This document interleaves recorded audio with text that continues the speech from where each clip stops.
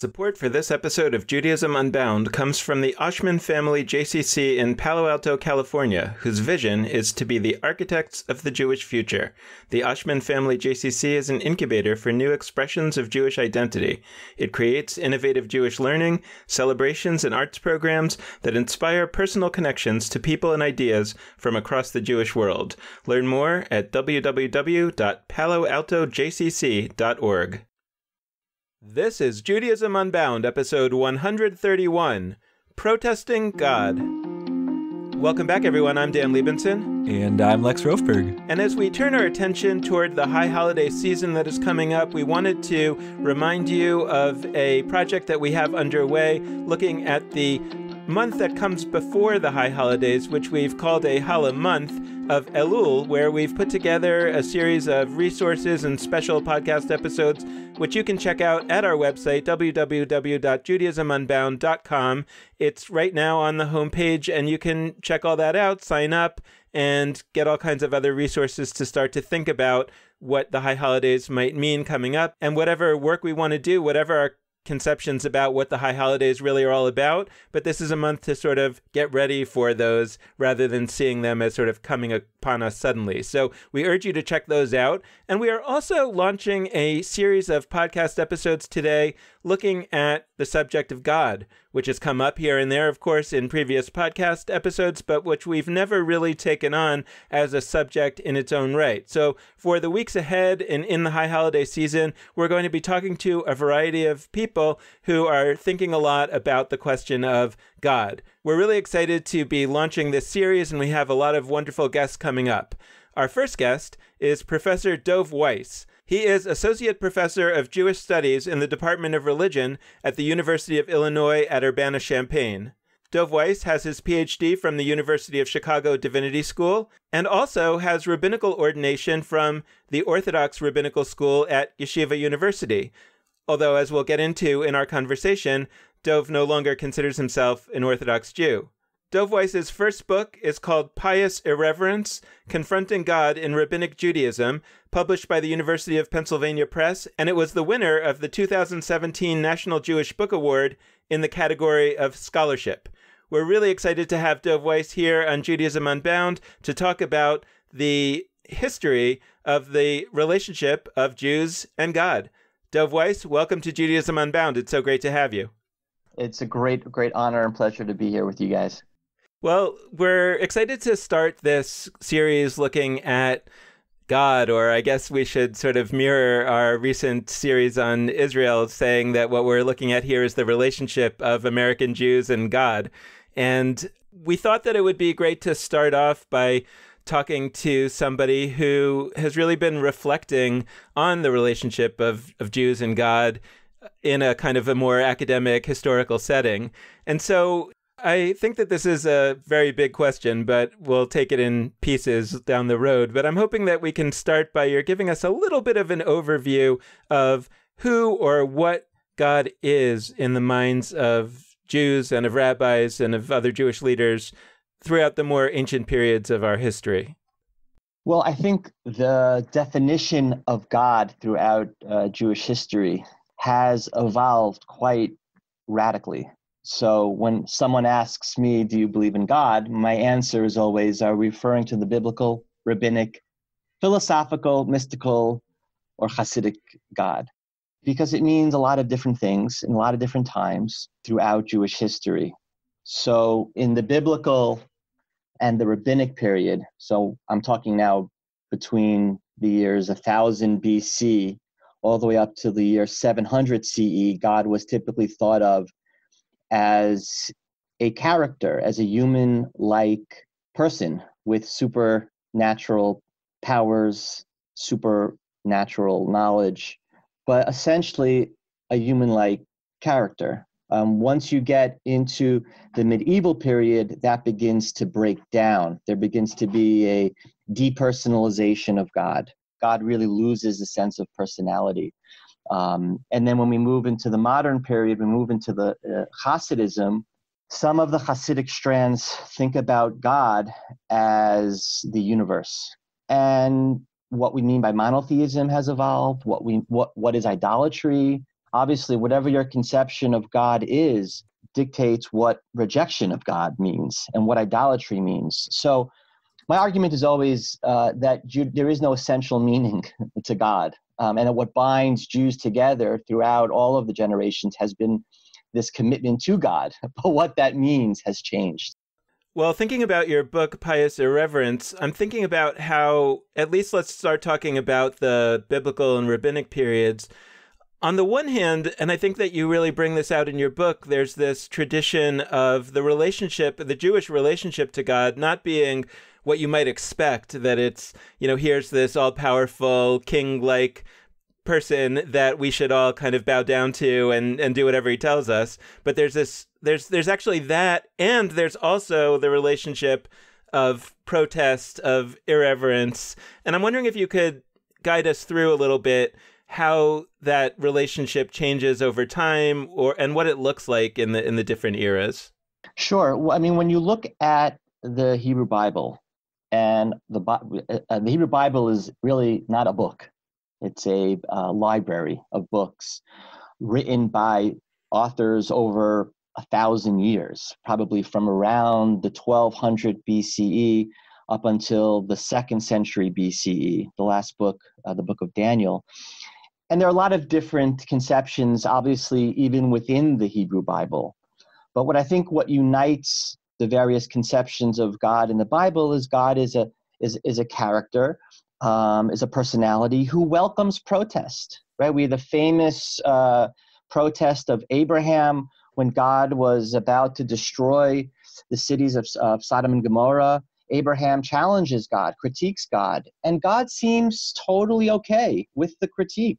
When we look at the story of Moses, when God is about to destroy the people of Israel because the Israelites worshiped a golden calf, Moses turns to God and says, "What are you doing? You are breaking the covenant. You are going to be making yourself the laughingstock of the nations." And God seems to accept the right of Moses to critique God. Of course, Job and the prophet Jeremiah, the prophet Habakkuk, again and again in the Hebrew Bible, we have biblical characters, biblical heroes who challenge God, criticize God. And that seems to be a legitimate method of communication towards God. And that fits very well with the conception of God in the Bible as a character who speaks, who gets angry. So there really is a human-like deity with very strong emotions and also insecurities as well. And I think that conception of God as a human-like character in that sense, I think lends very well to this openness towards critique, to protest.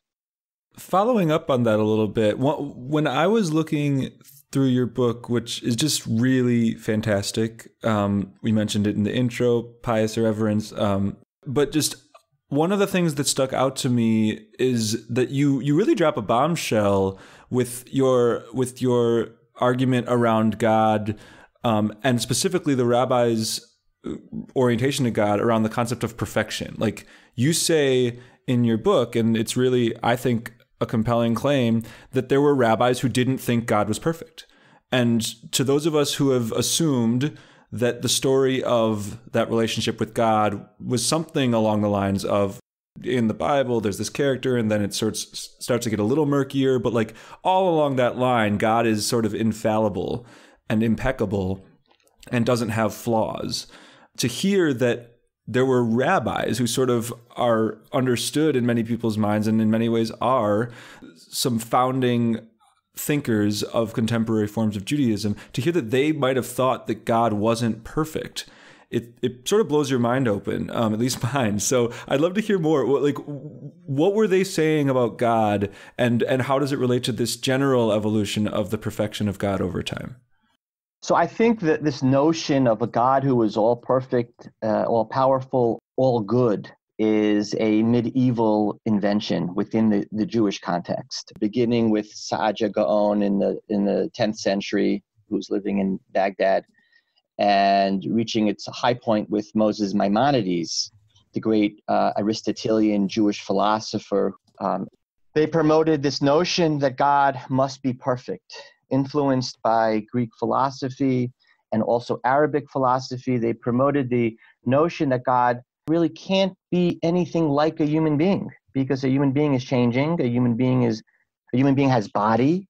I mean, one of the interesting things is that in the entire biblical and rabbinic tradition, there is no sense that God has no body. Of course, God has a body. God is seen throughout the Bible and rabbinic literature.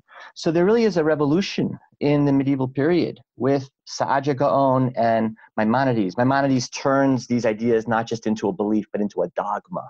And that's what he was really known for. And I think we really have to rethink, we have to start to recognize within the Jewish tradition that before Saadia and before Maimonides, God was a fallible, imperfect being, character. And therefore, of course, critiquing God would be something that is in play. We have dozens of instances in which the rabbis place a critique of God into the mouth of a biblical character where God recognizes that he made a terrible mistake. I mean, the most radical example, I think, in the book is God recognizes that he made a mistake within one phrase of the Ten Commandments. In the Ten Commandments, God says, don't bow down to idols, because if you do, God will punish the children for the sins of the parents. And I think the rabbis really struggled with that. And in some of their texts, they placed into Moses a response. Moses turns to God, according to the rabbis, and says, God, this is unjust. What do the kids do? You're going to punish children for the sins of the parents? And in a really just quite earth-shattering midrashic response, the midrash is, of course, the ancient writings of the rabbis. God turns to Moses and says, you're right. I'm wrong. Lima ditani. You've taught me something. I will nullify my word. I will nullify this phrase in the Ten Commandments. U'mekayem divarecha, and I will establish my theology according to your teachings. And I noted in the book a number of instances in which the rabbis paint a picture of God who concedes that he made moral mistakes. So you have in the Bible God, making regrets, changing his mind at times. But within the rabbinic tradition, it reaches, I think, the highest levels, where God recognizes not only a one instance moment where God thinks, well, maybe I should have done it differently, right? Like in chapter 6 of Genesis, where God says that maybe I shouldn't have created the world the way I did. I'm going to bring a flood and restart again. In the rabbinic tradition, you have more of a change of policy, of kind of governing judicial policy of God's providence. And I think that's important for American Jews to recognize, that sometimes God gets it wrong, according to the oldest traditions of Judaism. Well, I think that there's sort of two topics, right, that are going on here, at least two, right? But one is that, yes, there is this tradition, even in the most ancient sources of the Jewish tradition, of protest or challenge against God. And I think that there's also the reality that that it's kind of an up and down process, right? Like sometimes there are eras in which protesting God is seen as something that's fine to do, and there are other eras where it's less fine. And one of the things that I was intrigued about, I mean, you were just talking about Maimonides and Saadia Gaon, who come sort of after the period that we call the period of rabbinic literature, which sort of goes up through the Islamic period, the beginning of the Islamic period, and Saadia Gaon and Maimonides come after that. But what I was intrigued in your book was that there was also this period in the early rabbinic period of the famous Rabbi Akiva and his contemporaries, who seemed to also be against the idea of challenging God, which I found kind of intriguing, because I would often think it's kind of the more, quote, progressive voices that might be the ones who would support challenging God. But here we see Rabbi Akiva, who's one of the progressive voices, and yet he's the leader of the idea that one shouldn't protest against God. Within the early rabbinic tradition, I would say the early rabbinic tradition is from right after the destruction of the Second Temple until the 3rd century. Within the early rabbinic tradition, there seems to be a near unanimous attitude that criticizing God is inappropriate. And as you just said, that is a position that is adopted by the leading rabbinic figure of the 2nd century, Rabbi Akiva.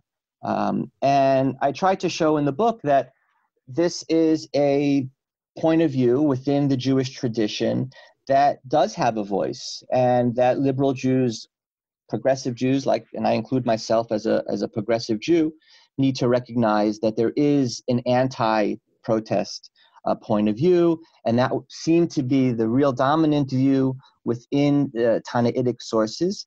And I think, specifically with regard to Rabbi Akiva, I think it might be connected to his conception of God. Rabbi Akiva promoted a very radical view of God, that God suffers with the Jewish people. When the Jewish people are in exile, when the Jewish people are suffering, God as well suffers, is in exile. God cries. Rabbi Akiva and his students developed this tradition where they imagine God also being bound in chains after the destruction of the Second Temple. And I think that this connects with the question of protest, because I think once you conceive of a God who suffers with the people, right? So once you shift your image of God from God who punishes Israel to now God who is a victim along with Israel, I think it becomes more difficult to then celebrate and promote this idea of critiquing God for divine injustice when you have this image of a suffering God. And I think that may also have something to do with why Judaism developed the protest tradition and not Christianity. I mean, Christianity has this real strong sense of a God who suffers for them. But what's interesting is that when the rabbis do criticize God, even in the strongest of terms, they never do it on their own authority. They're always shifting the responsibility for the critique onto biblical characters, right? So the rabbis will say, well, we're not chutzpah. We're not, chutzpahdik to God. We're not irreverent to God. It's the great biblical heroes that are doing so. And I like to call that move protest ventriloquism, when you have others doing your dirty work. And I documented in the book about 150 of these protest moments that the rabbis are producing. And in many of these cases, God concedes that God made a mistake. Not all of them, maybe even a minority of them. But I think those become the most interesting. I think that 2 points. One is Jews are possibly being swayed by certain Christian groups, because we have to remember that during this period, there was an internal battle within Christianity as to whether the Old Testament God, what Jews refer to as the Hebrew Bible, whether the Old Testament God was the true God or not. And there was a group of Christians led by a man named Marcion, who believed that the Old Testament God was an evil, vengeful, hateful deity, and that the God of the New Testament is the true God. And I'd like to add one last thing, which I think is very interesting, is that in some of these anti-protest traditions, right, where the rabbis say in the early period following Rabbi Akiva that one is not allowed to challenge God or question God, what I really enjoy is when they start listing, you are not allowed to say that God made a mistake in the following 15 places. And I wonder, is this kind of like a way for the rabbis to critique God by saying, don't critique God in the following 15 places? Maybe the rabbi himself, who is presenting this teaching of one is not allowed to protest, maybe a way to protest God is by using this clever device of you are not allowed to say that God made a mistake in this case, in this case, in this case, which really defeats the whole purpose of the teaching. Yeah, well, I mean, it's a don't think of an elephant move. I mean, we've talked about that before, and it does precisely what it's saying it doesn't want to do. It's interesting. Right. But, It's interesting whether it's purposeful or not is, I think, an open question. yeah. And so one thing I'm really interested is, so in hearing you talking about the intra-Christian debate, there, it's so clear how largely the idea of God as perfect looms to both sides, because they're arguing about whether the God of what they would call the Old Testament is the real God or not. And what they're trying to prove is that God is either good, moral, or not. And the implicit equivalence they're drawing is that if God is not moral in the Old Testament, then it's not really God, because God has to be moral. And that basic presumption is present in both sides, and they're not really duking it out over that. They're duking it out over the question of whether God is God in the Old Testament, or if that's like not the real one. So I wanted to name that because it does sort of help hammer home your point about the difference in those contexts, the intra-Christian debate and the intra-Jewish debate. But the other piece I really want to follow up on is this ventriloquism piece, because I think it is such a big deal, both the insight you made for the Talmud itself and sort of in understanding what it's even doing, like what's happening in those texts. But I also want to name that what's so incredible about it is like people do it now, but with the rabbis. So I'll explain, like the rabbis at their time were like, well, we're kind of lowly and don't have that much respect. So if we make a criticism, then it's not going to be seen as legitimate. So we need to put it on Moses and say that he's voicing the criticism so that people will really start to listen to it. Now people, when they have a criticism of God or whatever, they say like, well, Rabbi Akiva said it. And so it's this like fascinating thing where the consistency over time is that Jews are critiquing stuff, but saying it was their earlier forebears. But the real question now, talk to us more about ventriloquism. What are they doing here, and why is it such a core point to understand as we wrestle with Jewish history? What the rabbis often do is they find protection by shifting the responsibility for their teaching or for their, in our case, the criticism of God, by claiming that it's not their doing, that it's not the rabbis who are critiquing God, but it is various biblical heroes, biblical characters that are criticizing God. And so what it does is it effectively protects them from any charges of irreverence. But at the other hand, it allows them to express their deepest moral concerns and reservations with regard to improper divine conduct. We can place our outrage and frustration over how can God do this. We can express that voice. Obviously, we're not going to do that explicitly because that's maybe too much in the rabbinic community, but we'll have these biblical characters carry these strong protests against God. The rabbis can say, well, it wasn't me who said that God is acting like a petty, jealous lover. It's Abraham, it's Moses. Not only do the rabbis often place critiques of God into the mouth of biblical characters, but they even search within the Bible itself, for the language of Bible itself. They want to argue that this protest and the details of the protest can be found within the words and letters of the Bible itself. So I'll give you one great example of protest ventriloquism. It says in Deuteronomy chapter 33 that Moses was a man of God. And the rabbis say, well, no, don't read it. Don't read that Moses was a man of God, but that Moses was God's husband. The word ish can mean in the Hebrew Bible either man or husband. The rabbis say don't read it as man, but read it as husband, that Moses was God's husband. And in a patriarchal society, whatever the man says, whatever the husband says, the wife concedes.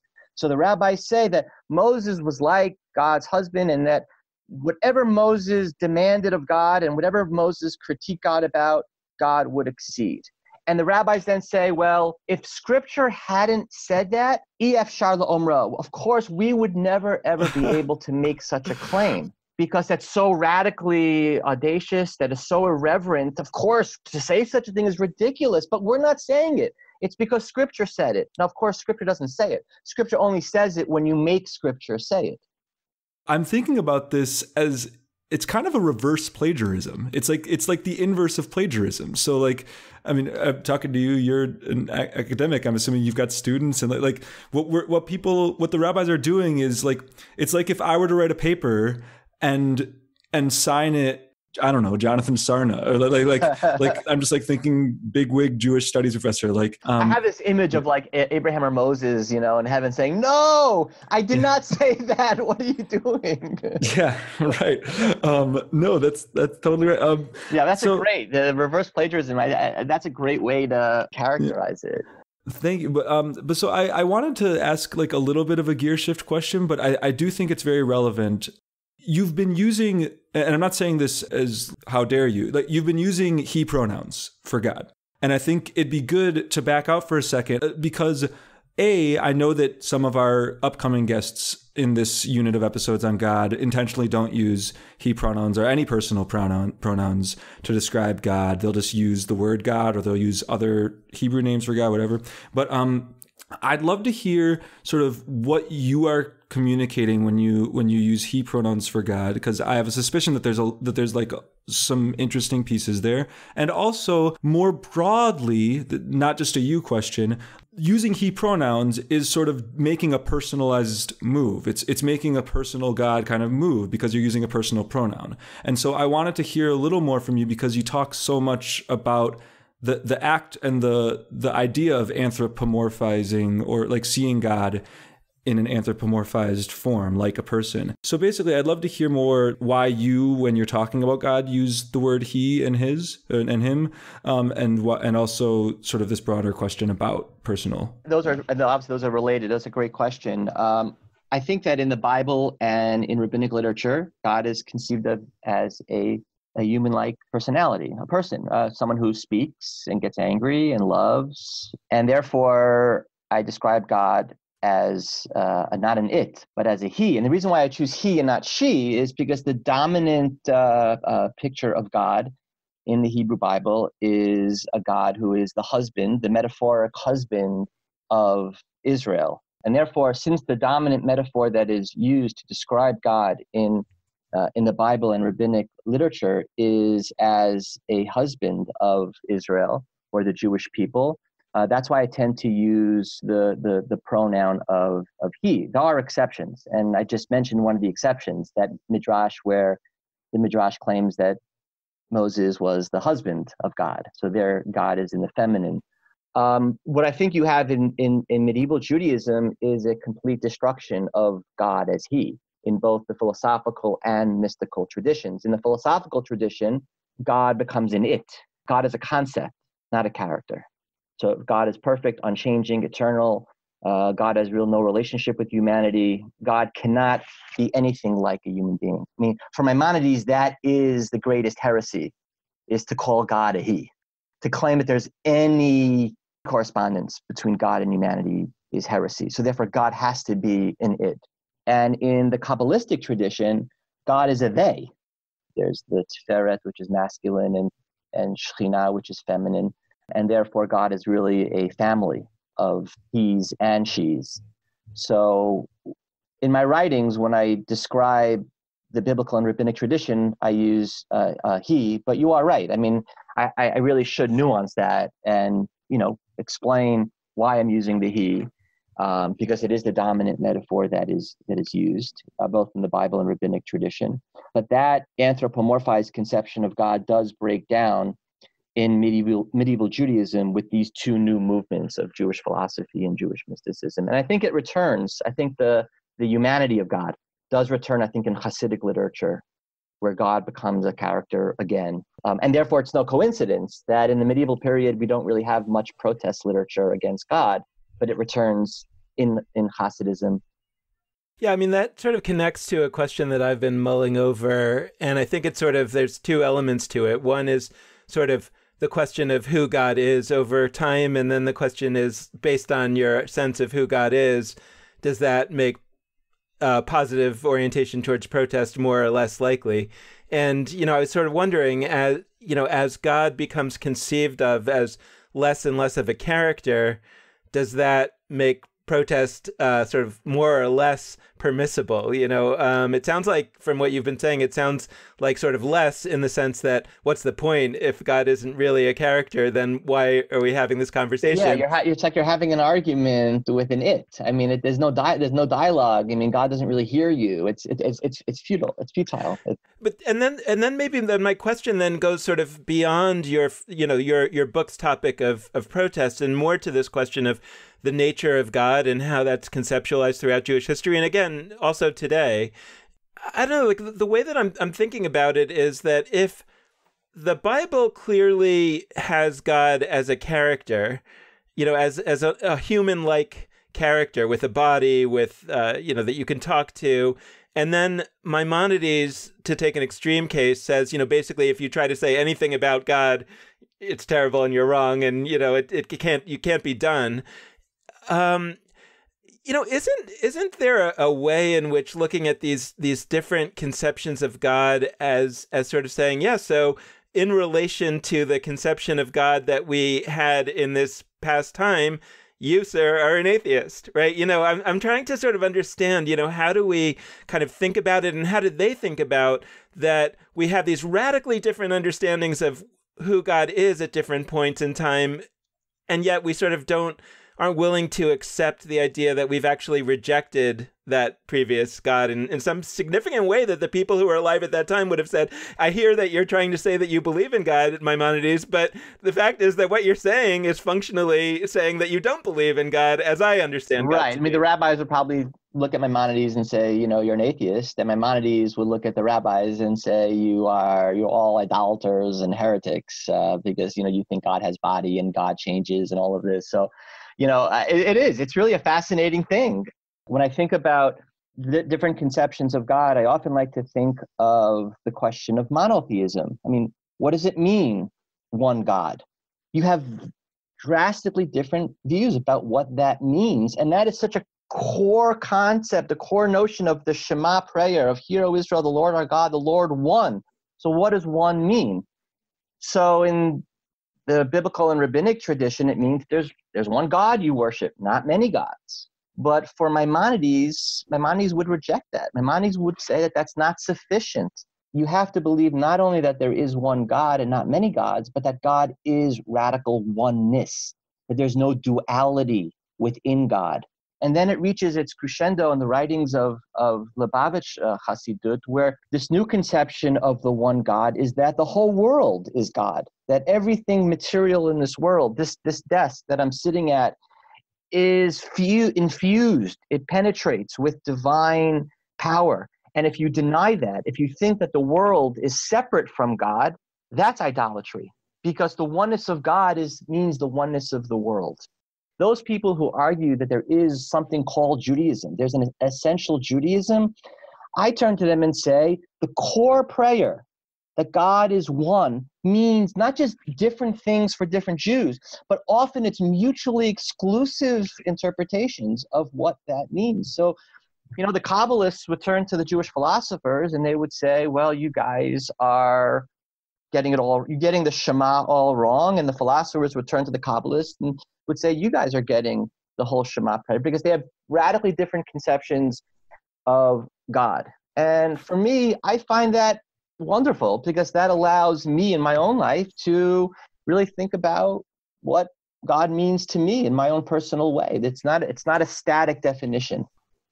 Dov, I thought this could be a good opportunity to explore a little bit of your own personal history with all this, because like me, you come from a background that was Orthodox. You stuck with it a lot longer than I did, and ultimately became an Orthodox rabbi. And when we first met about 12 years ago, when you were starting to study at the University of Chicago, I guess the year before, you'd been more in the world of being an Orthodox rabbi. I'm curious how that transition happened personally, and how you kind of reflect on the things that you're talking about now and studying now, and how do they connect or not connect with the contemporary world, and how is... I guess I think that, I have an impulse. I'm trying to sort of explore this, that somehow the Orthodox world today in America and Israel is sort of in one of these periods where it's not very protesty and it's not very interested or willing to look for the interpretive ways to sort of reshape the past in order to foster a different present and future. There's some sort of reluctance or fear of doing that. And I'm curious on your reflection on that, and also to what extent did that sort of animate your leaving that community? I think I've always struggled with the morality of God in the Torah. And I think that's really how I came to this topic is I often express my moral frustrations and questions, and I spent many years at Yeshiva University, which is the mainstream Orthodox institution in America, and I was ordained at Yeshiva University, and I never felt when I was there that I could fully express my moral struggles and concerns. And one of the things that really excited me when I started the study of Midrash in an academic setting is I never realized that the rabbis themselves I think really struggled with a lot of these same questions, and it gave me a sense of comfort. I left Orthodoxy because I found myself in an educational world where there was an obsession with one book of our tradition, the Talmud, and there was an obsession with one method of studying that Talmud, and I just felt kind of myopic in terms of my understanding of Judaism. So, I mean, ultimately, I left that world, and I left the tradition because I came to the conclusion that it just can't be that the Torah is the word of God. The God that I want to worship and submit to is not a God who is going to command the Israelites to kill men, women, and children of the 7 indigenous, native populations of Canaan. I remember I was once asked to give a lecture at an Orthodox synagogue on war and the ethics of war from a traditional Jewish perspective. And I was up all night crying. It couldn't be. I said to myself, it couldn't be. This cannot be the word of God. I thought about just completely leaving Jewish tradition altogether, but I had too much of a love for the text of the tradition. I had too much of a love for Torah. But I became to love the study of Judaism and ancient Jewish texts. I started to love it more once I recognized that it was a human hand. In other words, when I believed that the Torah was the work of God, I thought to myself, God could have done a lot better, right? the all perfect, the moral, the great God. Come on, killing innocent people is not the God that I want to worship. And then when I came to recognize the Bible as a human construction over many years by many different authors, I thought to myself, wow, this is a really quite an extraordinary text and critical text for the Western tradition. And academia really kind of gave me a way out because I knew I didn't want to continue in a rabbinic capacity because I didn't want my life to be about defending religious texts that I found abhorrent. But I still love the tradition. I love the history. I love the culture. And I think there is beauty within the tradition. There are beautiful statements. There are beautiful statements in the Bible. God does amazing things in the Bible. It's a mixed bag. And I want to be able to say, yeah, I'll take this, but I'm not going to take that. So for me, Judaism has become more about heritage and tradition. But it was the moral, for me, it wasn't biblical criticism that drove me from Orthodoxy. It was the immorality of the biblical God. I mean, sociologically, I'm quite still culturally Orthodox, probably halakhically conservative and theologically Reconstructionist. So I decided, you know what, I'll go into academia, just be who I want to be and love the tradition and teach the tradition and write books like Pious Irreverence that hopefully can be a good resource for rabbis and for traditional Jews that are struggling with the morality of God. I remember when I was still single, back in the day, and J-Date would ask me for how to identify. And I was like, well, it's complicated, I mean, sociologically, psychologically, halakhically, So it wasn't an essay question. It was, you gotta check off the box, so yeah. I just did traditional because I am a traditional Jew. Right. And the traditional Jew is sometimes against the tradition. Yeah, well, I mean, I've mentioned this on the podcast in the past, but I'm gonna do it again now. Shameless plug for this. I have this dream that I'll make a new kind of like heretical Talmud or something, and it will start with the tractate Pirkei Avot, which is a famous section of the Talmud that talks about that quotes a bunch of rabbis, and it starts by saying sort of the chain of tradition. So Moses received this at Mount Sinai, and then Joshua, and then passed it, and then sort of you get into the rabbis who are going through their different ethical ideas. I have this vision that will make one that's like, and Korach got the heretical Torah and passed it to Elisha ben Abuya, who's like the Talmud's most famous heretic, who passed it to Emma Goldman, who said, I don't want it, I'm going to do my own, who passed it backwards to Baruch Spinoza, who passed it like really wonky out of way, like something like that just like creates like this anchor idea, at least, of Jewish heresy by pinning it on real, genuine heretics of the past that I think are actually our teachers alongside those other folks that are like theoretically the heroes. Anyway, so that was a little bit of a digression, but the question I wanted to ask was about protest in general. Forgetting God for a second. Like, this book is about protesting God, but I think there's a lot of clear ways that people, if they wanted to, I mean, I don't know if this was your intent or not, but like if they wanted to read this as a book about protest in one particular culture and towards one particular being or non-being, and then like think about protest more broadly. I mean, we live in a society where questions of protest and the legitimacy of protest and when to protest and how to protest and all of this are sort of on the table. And what's so funny is that, at least in the Jewish circles that I travel in, like protesting God, like everybody's cool with that. Like that's no biggie. I mean, we just had our Israel unit. People get much more up in arms about protesting Israel than they do about protesting God. So, but I guess I'm curious. Do you think that there's, for lack of a better term, Torah here for those looking to learn just about protest in a world that many of us think is in need of such public protest? No, I think there definitely is, because one of the things I try to do in the book is really to theorize what does it mean to critique another person or to critique an idea, whether we use the term critique or protest, which has a certain little bit of a different valence as a movement, as a political protest.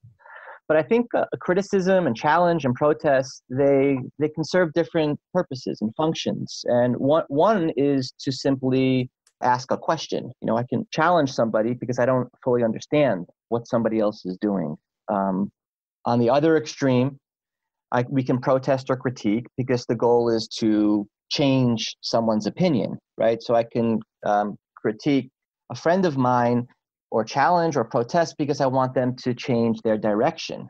If a critique is for the purpose of changing someone's point of view, critiques can be done from the perspective of love. In the book, I also try to break this down a little bit.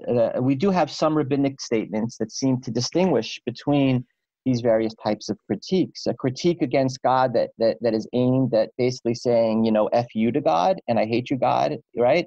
Which is something the rabbis will say, no, that's not an appropriate method of communication with the divine.